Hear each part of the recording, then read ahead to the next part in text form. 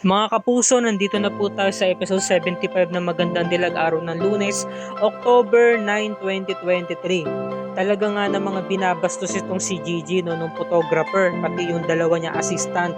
Mabuti na lang talaga dumating dito si Atty. Eric, sabi niya, binabastos niyo sabi nung lalaki, no, nung photographer. Ano bang ginagawa mo rito, asungot ka? Kaya ang ginawa nito ni Gigi, tumulong na rin. Kinuha yung espada, pinaghampas niya ng espada. Ito naman tatlong to, duwag, hindi kaya yung dalawa. Sabi naman ni Atty. Eric, okay ka lang ba? Hindi ka ba nasaktan? Okay lang ako. Akin na yung espada, huwag mo na silang hampasin, wala na sila. Ngayon talagang yung pag-aalala ni Atty. Eric, no, nandoon talaga, hindi talaga nawawala. Yung pagproteksyon niya kay Gigi. Sabi naman ni Gigi, hindi naman ako nasaktan, na manyak lang. Nakakatuwa talaga Tapos to, nung paglabas na nga nila dito sa sa dressing room, sabi naman ni Gigi, "Oh, Eric, okay na, wala na sila. Pwede ka nang umalis. Alam mo, paparating na rin naman yung driver ko. Kahit dumating sila o hindi, wala rin naman mangyayari sa akin dito. Kaya ko rin naman." Sabi naman ni Atty. Eric, "Gigi, marami nangyari sa buong maghapon. Inatake ka ni Blair. Panigurado. Baka biglang dumating yung mga elite squad. Hindi natin masasabi ang panganib." Sabi naman ni Gigi, "Okay lang ako, Eric. Alam ko naman na ginagawa mo to dahil gusto mo kong proteksyonan. Lagi ka na lang nandiyadyaan para tulungan ako. Pinagpapasalamat ko naman yun, pero alam ko naman talaga na talagang umaasa ka na mapagbibigyan ko yung puso mo. Alam mo kasi, Eric, takot na ako magmahal. Alam mo naman yung nangyari sa akin, di ba? Nagmahal, umasa, tapos sinaktan. Natatakot na akong buksan pa yung puso ko. Kaya, buti pa, ipinapaalam ko na sa'yo na kung pwede lang lumayo ka na lang sa akin." So, na nga, nakita sila ni Blair at talagang nakatingin ito sa kanya sa malayo kay Gigi. Habang itong si Gigi lumuluha, napapaluha siya dahil sa tuwing naalala niya kasi, di ba, nasasaktan siya at talagang takot na talaga siyang magmahal pa. Kaya para mag-isip-isip, magdiwaliw, pumunta muna siya sa rooftop ng building. Nagso-solo flight siya doon at iniwan na nga siya ni Atty. Eric. Papaalis na nga. Ngayon, kinakausap niya ang sarili niya. Sabi, "Lord, patawarin niyo po ako sa naging desisyon ko, sa kung ano man ang naging sagot ko kay Eric. Alam ko wala naman siyang ginagawang masama sa akin Alam ko hindi niya to deserve kasi mabuti siyang tao, mabuti yung pinapamalas niya sa akin, pero wala hindi ko talaga kayang suklian pa yung kabutihang ginagawa niya. Hindi ko pa talaga kayang buksan yung puso ko, kaya mas minamabuti ko na lamang na maging ganito, mapag-isa, kasi ayoko talaga masaktan." Ngayon nakita siya ni Blair na nag-e-emote. Kaya nakaisip tuloy itong demonyo ng paraan ko anong gagawin niya para makaganti dito. Nako, pinuntahan na nga ni nung dalawang guard ni Gigi itong si Eric at tinanong kung nasasaan si Gigi. Sabi naman ni Eric, nasa loob pa siya sa may dressing room. Nung pagpasok ng dalawang lalaki, biglang lumabas itong Blair. Sabi niya, "Atty. Eric, nandito ka pa pala? Alam mo, tigilan mo na kasi yung pagbuntot mo kay Gigi. Ayaw na nga sa ng tao tinataboy-taboy ka na Sabi naman ni Atty. Eric, "Pwede ba, Blair? O wala kang magandang sasabihin kay Gigi, umalis ka na lang." So umalis na nga tong si Blair, 'di ba? Talagang pinagkakawan niya si Eric dahil walang pag-asa to kay Gigi. So yun na nga, pinuntahan ni Blair yung tatlong manyaki. Sabi niya, "Alam nyo ba, nakita ko si Gigi kanina, kausap ng isang staff at pinag-uusapan ka. She really likes you. Gusto niya sa mga wild.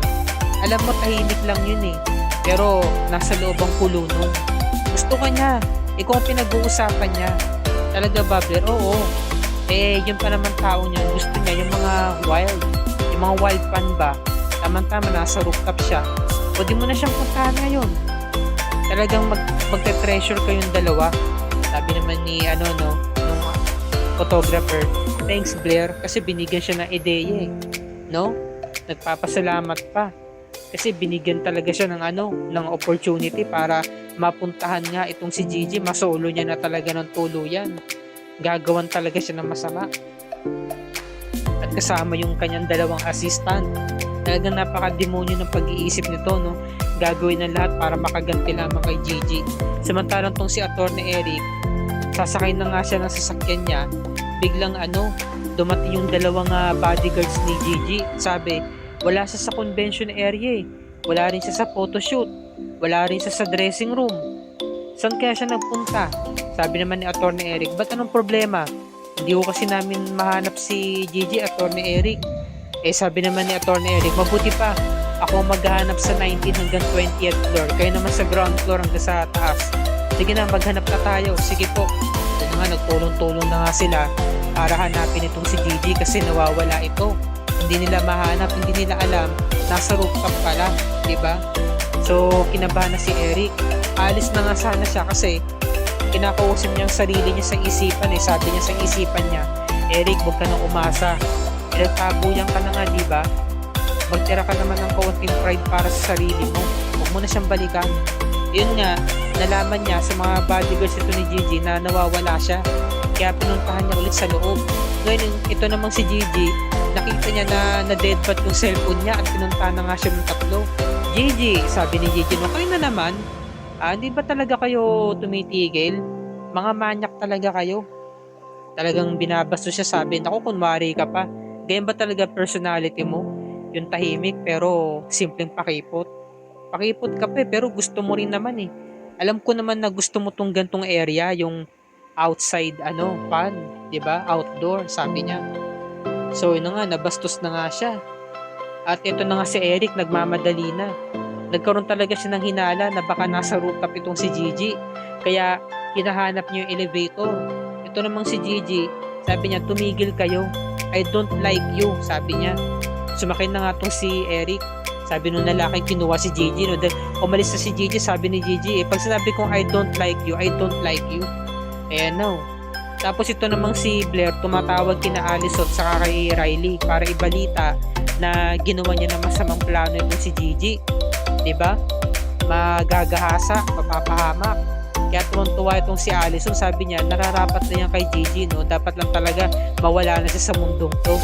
Sabi naman ni Blair, Riley, bakit ganyan ang itsura ng mukha mo? Nandito ka ba sa aming dalawa? Sabi niya, no? Sabi ni Riley, oo, natutuwa naman ako eh. Kung ano yung plano mo dyan kay Hipon na yan. Kung anong plano nyo, matutuwa talaga ako, dapat lang talaga na mangyari sa kanya. Sabi naman ni Blair, ba't ganyan ang mukha mo? Alam mo kasi, mas pinoproblema ko ngayon, itong lipstick na to. Alam ko talaga may babae si Magnus eh. Yun. Tapos ito na nga, sinipa ni Gigi sa maselang bahagi yung yung photographer. Kaya talagang namilipit. Umalis siya eh. Tapos ito namang si Attorney Eric, nagmamadali. Ang bagal ng elevator. 17th floor pa lang. Kinuha na si Gigi ng dalawang lalaki. Kinuha siya sa braso, hindi siya nakawala. Tapos nung lumapit yung lalaki, sinuntok siya sa tagiliran. Sabi na, sige na, huwag ka nang pumiglas, maglalaro tayo. Sabi naman ni Gigi, tumigil ka. Tapos siniko na naman niya sa maselang bagi, 2 beses na, nakakadalawa na. Namilipit na. Kaso nung pagtayo ulit ng lalaki, dumating na si Eric. Pinagsusuntok niya yung tatlo laban sa isa. Hanggang sa tumulong na nga itong si Gigi. Kumuha siya ng panghampas, sinampas-ampas niya yung 2 pang katulong. Sabi ng lalaki, tumigil ka, ikaw na naman. Kahit ka talaga pakilamero kayo. Binugbog ni Eric. Talagang si both Jared and Eric, no? Talagang tagapagligtas talaga sila ni Gigi. Kayang-kaya nilang iligtas si Gigi sa kapahamakan.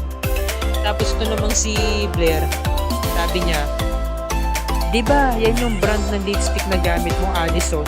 Kasi pinakita niya ni Riley kay Blair eh. Sabi naman ni Allison, oo, tama ka, pero marami naman tao sa mundo ang gumagamit ng ganyang brand, hindi lamang ako. Sabi naman ni Riley, tama, naniniwala naman ako kay Allison. Siguro naman hindi mo ako tatraydo rin, diba? Oo naman, friends tayo, no? Sabi naman ni Blair, magkakampi tayo, dapat lang yan. Dapat hindi tayo nagsisiraan. Dapat nagtutulungan tayo laban kay Gigi. Matibay yung samahan natin, no, kasing tibay ng bato. Kaya dapat magkasama tayo at magkakampi tayo. Samantalang ito na, at talagang tumulong na rin tong si Gigi at talagang bugbog sarado yung tatlo. Nakakatawa nga 'tong eksena 'to, eh, kasi 3 versus 2 natalo pa yung tatlo. Tapos doon sa dalawa may babae pa, 'di ba, si Gigi. So umalis na nga 'tong tatlo at nakaganti yung isa, yung photographer, hindi pa nakuntento. Pinaglakan sila ng pinto para doon man lang sa pagkakataong yun makaganti siya. Pinaglakan niya ng pinto. Sabi niya, no, yan, diyan na kayo. Sabi niya, nakulong na sila. Kinamusta naman ni Eric si Gigi? Okay ka lang ba? May masakit ba sa'yo? Si Gigi talaga nakahandusay, eh. Hirap siyang tumayo dahil nga nasikmuraan siya, di ba? Nasuntok siya, eh. Ngayon, pinuntahan na ni Blair yung tatlo. Kinamusta, sabi, ba't ang bilis nyo naman makabalik? Tapos na ba kayo? Ano ba nangyari kay Gigi? Sabi ng photographer. Meron dumating na asungot yung lalaki. Sabi nung dalawa niyang apprentice. Yung Eric, tama, Eric nga pangalan nun. Ano? Natalo kayo ng dalawa? Ang hihinaan nyo naman, ang tatangan ninyo. Sabi ng photographer nun, huwag kang mag-alala. Nakaganti rin naman ako sa kanila.